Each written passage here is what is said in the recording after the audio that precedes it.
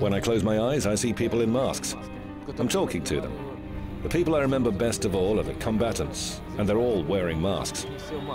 Sometimes I think that Euromaidan itself is a face covered by a mask.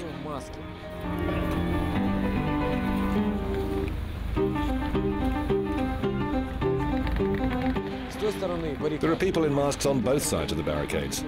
And you know, sometimes it feels as if all of Ukraine is now masked.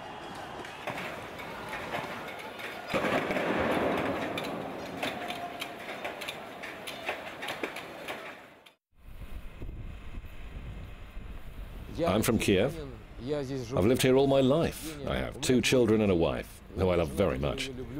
Yeah, it's interesting. I want to see it because it's real history taking shape right before my eyes. What's happening now will remain in history forever. But only time will tell if it's a black or a white page in history. I was on Maidan in 2004. I remember the environment, that warmth people treated each other with. I was looking for the same people on Euromaidan, hoping to meet the same attitude, the same warmth.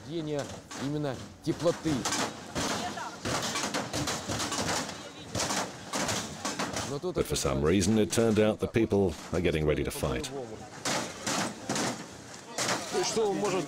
What can you achieve on Maidan if opposition leaders aren't popular and there's no real alternative to Yanukovych? It's good that the people have shown the next government that it can be overthrown by another armed Maidan if it fails to follow the will of the people.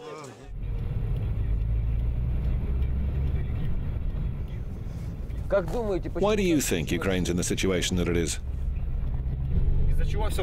Why? A group of people who wanted to become part of Europe gathered here. They were beaten by the members of the Berkut Special Police Unit, and it led to an uprising.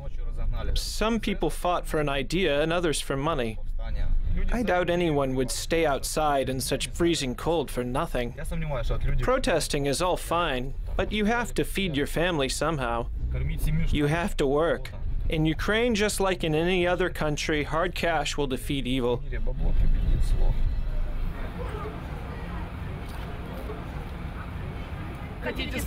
Do you mean Maidan is not being financed? Not financed by any organization? Prove it. Prove at least one instance. Well, you can't prove otherwise. What proof do you need when people are wearing flak jackets worth $1,300? They're well equipped, and petrol for Molotov cocktails doesn't come for free either. We buy it with our own money. I come to Maidan every day. I leave my child with my husband and come here. People who haven't been to work for 3 months buy petrol for Molotov cocktails with their own money? God, how much do they have saved up? I got my hands on some shots of a Lufthansa airplane delivering diplomatic mail for the U.S. Embassy in Ukraine. They show us a car with U.S. diplomatic license plates and heavy-built guys getting out of it. But there wasn't just an embassy car. There was also an armored truck for transporting cash. Part of the documents is loaded into the embassy car, and huge bags go into the armored truck. If there's money in these trucks, what does the U.S. Embassy need it for? Victoria Nuland said that the USA had spent $5 billion on democracy in Ukraine. But we don't know what this money was spent on. On organizing the Orange Revolution? On setting up this revolution? On concocting Molotov cocktails? Or on some anti-AIDS programs? Maidan needs money. It's a huge enterprise where you have to pay for food, heating, propaganda materials, and so on. Look at the combatants' equipment. They all have bats. They're all wearing uniforms. Maidan's members are constantly changing. You'll see different people on different days. On weekends, there are plenty of city dwellers, and then Maidan looks more crowded, more sensible, and friendlier. But on weekdays, there are Maidan protesters for hire from Galiciana and even straight-up homeless tramps.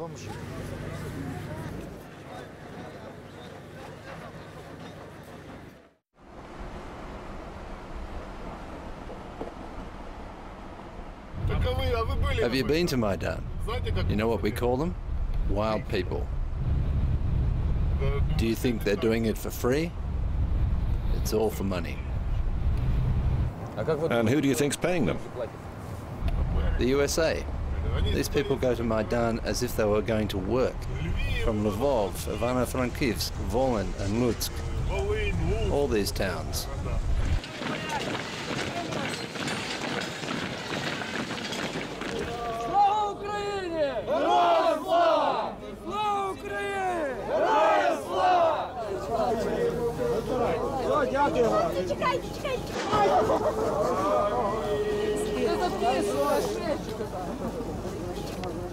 Glory to Ukraine. Guys, how long have you been on Maidan? This is our fourth day. Where are you from?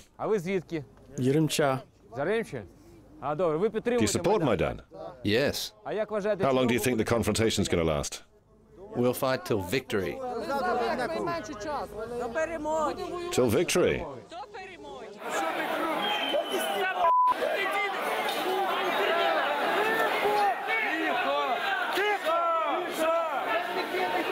There can't be any dialogue between the present government and the opposition. They've crossed the line and must resign. We won't be satisfied with anything less. Help us. We need a leader. All our leaders have been intimidated. I'm afraid to show my face.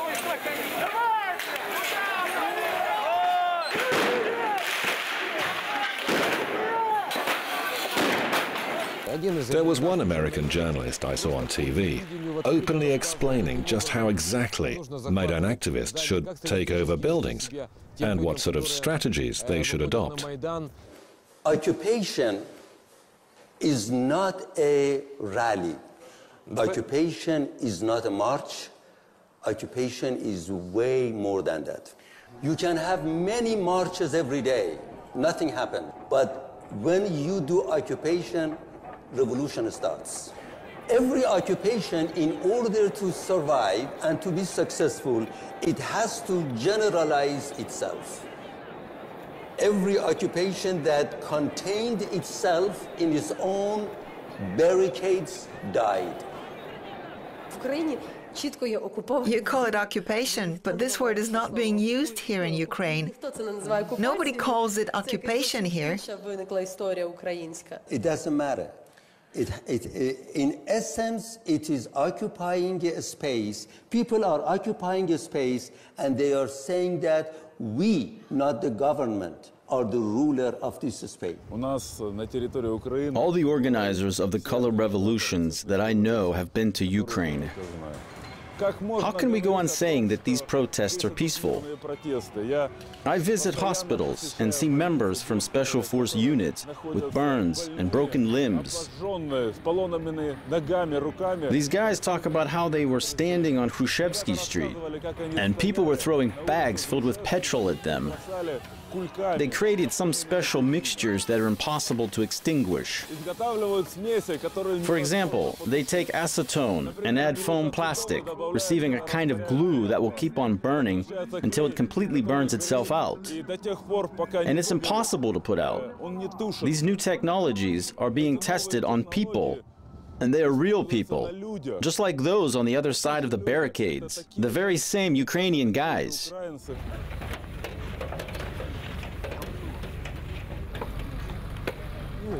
At the present moment, it's a defense line built as protection from European Square, where extremists and radicals have gathered.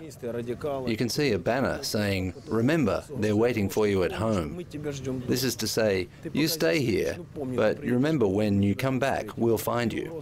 These are the usual threats we get from the other side. On the houses where members of special forces live, they paint, "You're dead," or "We'll hang you and kill all your family one by one." It's not our people standing there. The first line that's resting in tents now will come out a bit later. They came in the morning and built barricades. We don't touch them. They also brought out crosses, Orthodox or Catholic. Catholic, right? So they fortified the barricades, and then the first missile from the other side came at us, then the second, and then fire bombs. And the war went on until the morning.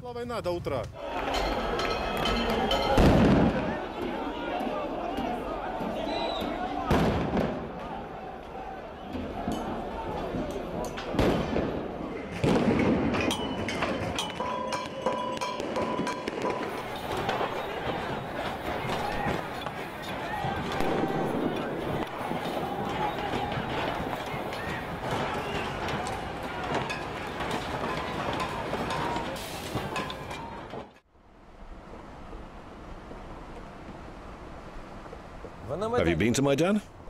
When I pass by it, I might stop and have a look, but it's absolutely pointless, meaningless. And it will get worse. That's what I think. I know the protesters receive $25 a day. My 18-year-old son went to Maidan in its early days and got paid for it, although it was never really peaceful.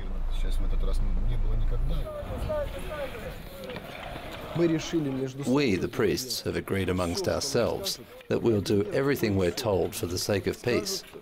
If they tell us to lie down, we'll lie down. To jump, we'll jump. To stand, we'll stand. Just so that we have peace. What's terrifying is that people are longing for war, not for peace. They have a sick need for war. It's not healthy.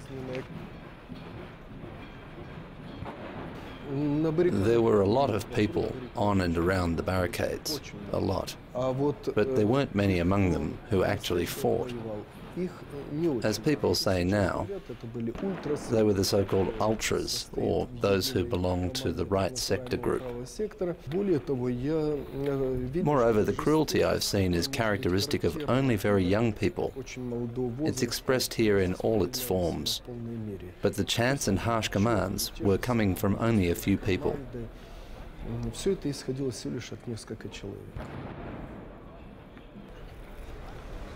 Save him, Lord. Give him strength and wisdom. Stand up. Carry your burden.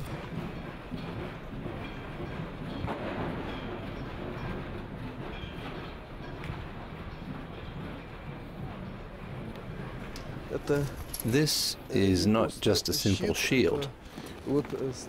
It's placed on top of the barricade. An explosive is inserted here and launched in the direction of the Berkut unit. This way, no one knows who launched it, and no missile can come back. From there, they single out activists and shoot at them with rubber bullets. When we stood on the neutral ground, I approached the Berkut unit and said, "Guys, don't think we're abandoning you. It's just that a truce has been declared."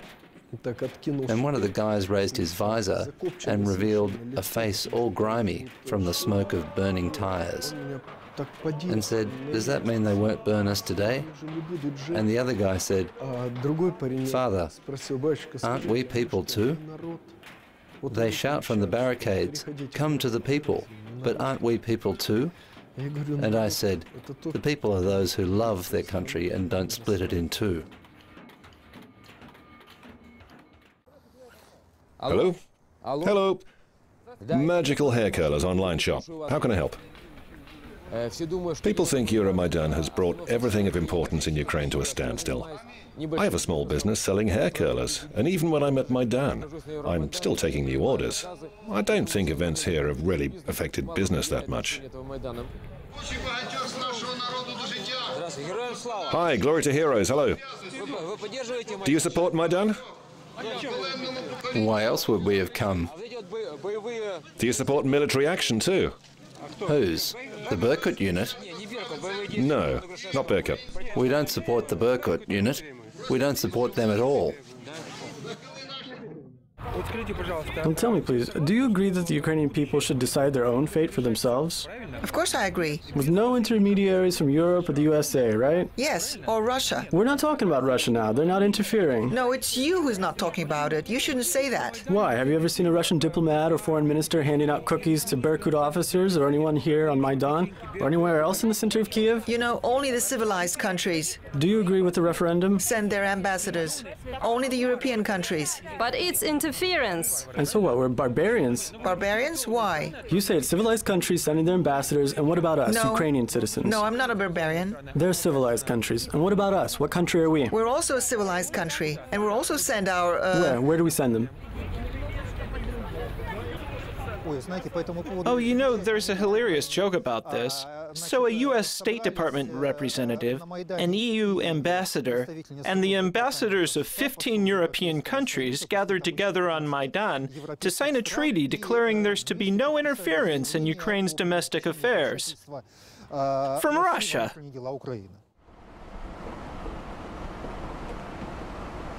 You don't have to be particularly clever to grasp how relationships with Ukraine work. Give us money. Then we'll be your friends. Then when we've got the money, suddenly it goes like this. Oh, you know, well, we just can't. We haven't thought about it. The leaders of the Ukrainian opposition are supposedly driving this process. They have no real control. All they do is show off and pretend to be important. However, there is also a third party to it. I mean the militants.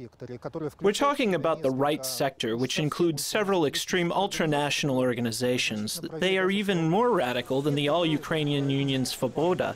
Among them are Stepan Bandera Trezub, a small group called Bely Molot that's responsible for attacks on shops owned by Caucasians, the Ukrainian Patriots, a few gangs of football fans, and a bunch of people who are just a little bit crazy. I've been on Maidan for 2 bloody months. 2 months! And I'll keep f***ing staying! I will go further for my Ukraine. I don't give a damn. I will stand alone against them all. Why are you wearing St. George's ribbons? Have you earned the right to wear them? This here, it's a symbol of respect. I wear this ribbon in memory of my grandfather, who was killed in Belarus in 1944. He fought against fascism, and now fascism has taken over Maidan. There are nationalists on Maidan. They have to leave, and only then will we support Maidan. Only if the nationalists go away will we back Maidan.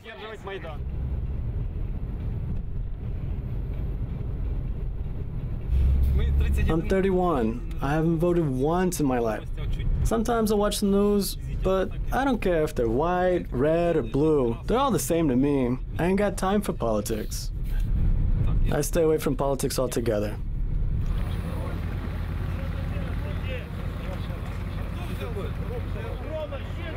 I'm a people's deputy from the opposition. My name is Andrei Shevchenko. I represent the Batkivshina party, and our goal is to achieve peace.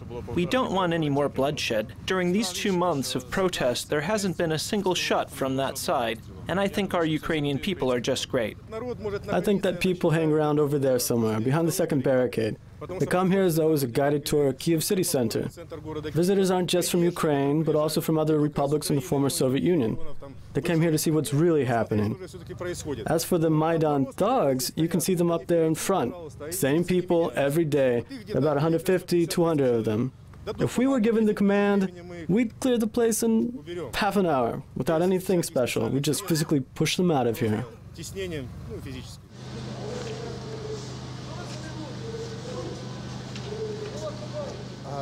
As for people in masks, there are about 300, maybe 500 of them at most on Maidan. But we have to keep in mind that only last summer, and only in Ukraine, no fewer than 800 people were trained in special camps with a particular ideological program, and as far as I know, there are other camps like that abroad, for example, inside the Baltic states. These guys underwent special ideological training in the spirit of radical Ukrainian nationalism. They were also taught urban conflict and police confrontation tactics, hand-to-hand combat, knife fighting, and even shooting.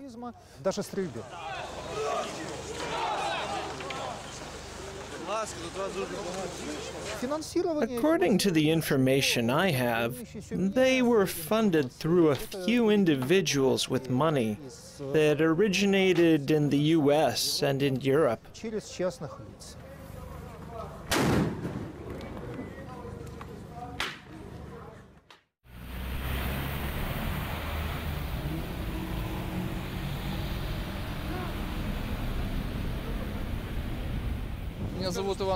My name is Ivan Pertsenko. I organize support for the guys in the special force units, like Berkut, Bars, and Tiger, for all the guys who are defending peace in our capital. What we buy for them is mostly vitamins and warm clothes. We buy the stuff every day. This is what they asked for. 20-meter extension cords. They use them for heaters, and of course they'll need splitter boxes. What else? Drinking water, as usual. Here we've got biscuits, and it's all packed up. Condensed milk, it's healthy and calorie-rich. Money's being transferred to a bank card, and people from all over Ukraine are chipping in. Now, we're also getting donations from Russia.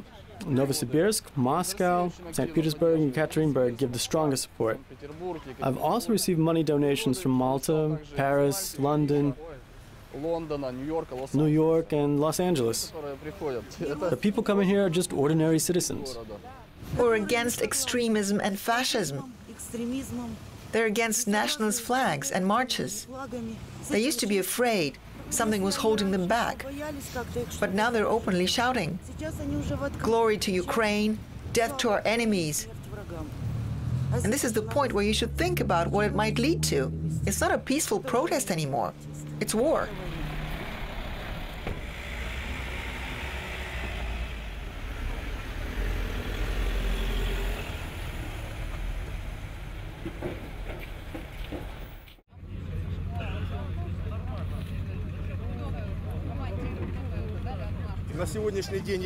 At the moment, we have information that they possess firearms. What they're most likely to have is shotguns, but as you know, you can load those guns with anything you want. Especially bearing in mind that Vitaly Lutsenko, the interior minister, spoke for the opposition and called on everyone to bring any weapons they have to start bloodshed here. They want to seize power and create a new state.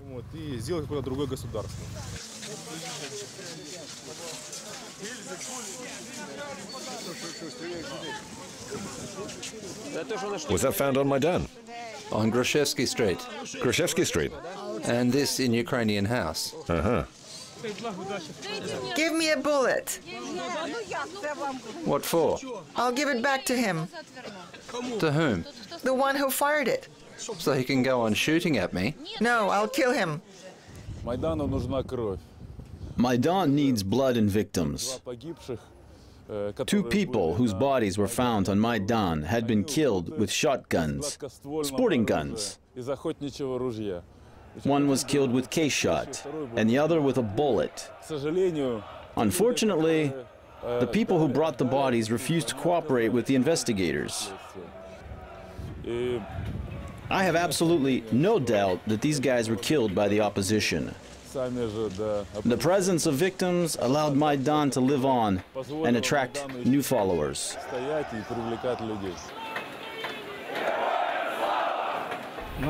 We don't have any leaders.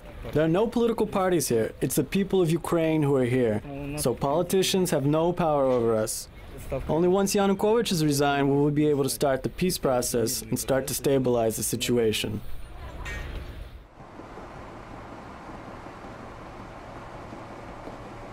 Were you at Maidan? Let's use logic. What is there to do if money's not involved? What, fight for an idea? Okay, so there may be about 1,000 people here for ideological reasons. But what's 1,000? Nothing. People were used like a condom and tossed away. That's an independent Ukraine for you.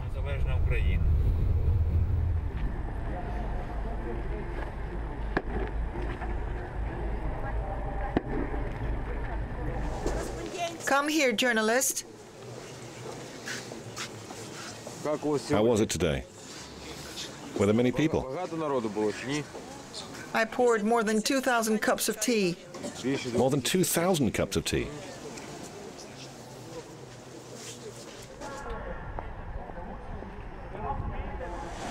You're a doctor. Are you neutral, or do you support one side over the other? I'll tell you something. If burning gas hits a Berkut member and he's in flames and I happen to be nearby, I won't stop for a second to think about who it is. It's a human being burning. That's all that matters. Of course I'd run in to help him. Tolerance and loyalty have always been characteristics of Ukraine. But now, I don't know where this road will lead.